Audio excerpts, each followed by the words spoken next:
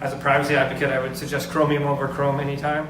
But making sure you're downloading it from like a google.com property is, I can create a virus version of Chromium and put it on krisconstable.com, and you may have downloaded from a Russian site pretending, like google.com.hk or something like that. So Flash was kind of, thank goodness, Mozilla officially killed it last year, so Flash is dead, but JavaScript still exists.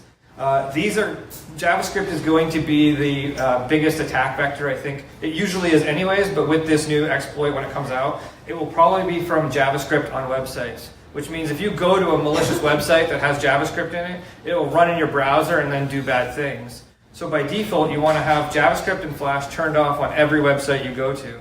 So these are kind of 3 tools you should write down for your browser. If you don't have it, they're all plugins.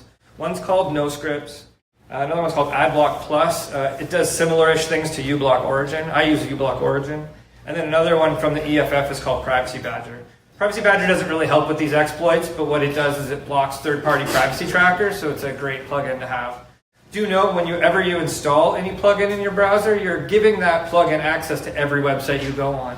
That's just something that's kind of worth knowing, I think. But by default, NoScripts is kind of annoying to use. What it means is when you go to any website that's functional, it probably won't work right.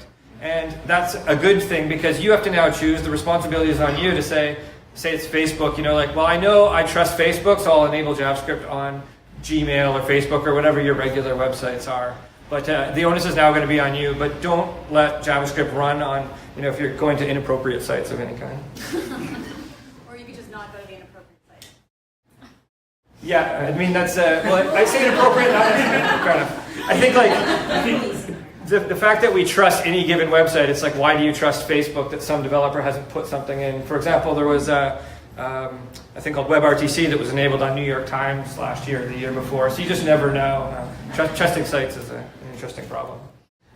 This is just a personal pet peeve. Mac, when OS X came out, they had a really good marketing campaign saying, forget antivirus and all the security woes of Windows, come on over and use us, we're secure out of the box, which has actually just never been true. It just has always had a smaller attack surface. There were fewer Mac users, but there's more and more Mac OS X users, and they still feel to this day that they don't need an antivirus, which isn't true. So everybody here, no matter what you're using, make sure you have the latest antivirus installed on your computer, and you're using it properly.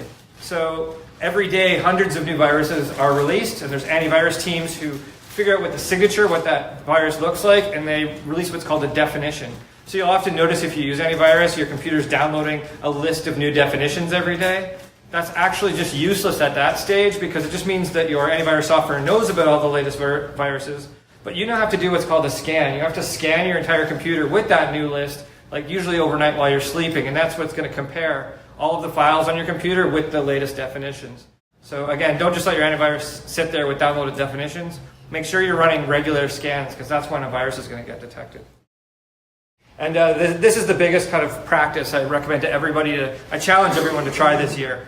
I help a lot of large organizations, and I've never had one that when stuff hit the fan that they needed to restore from backups, the backups worked. So like not one, I've never had that happen. And so as a result, just imagine at some point in this year that you come in and your laptop has been stolen or your server has been stolen. What does that exercise look like? So try practicing a restore of your backups and see, same with your phone even. If your phone's stolen, what pictures would you lose? What access would you lose out on? So that's if there's one takeaway that I would love everybody to come back next year and say, hey, we practiced our restore, things didn't work, and we fixed our process so that when stuff does go wrong, you've got a plan in place. I blog about all of these things on Private Sec Tech, so you can either follow it on Facebook if you want, and I also have a blog. If you have any questions there, please throw them at me, and I will answer on the blog or on the Facebook, no problem.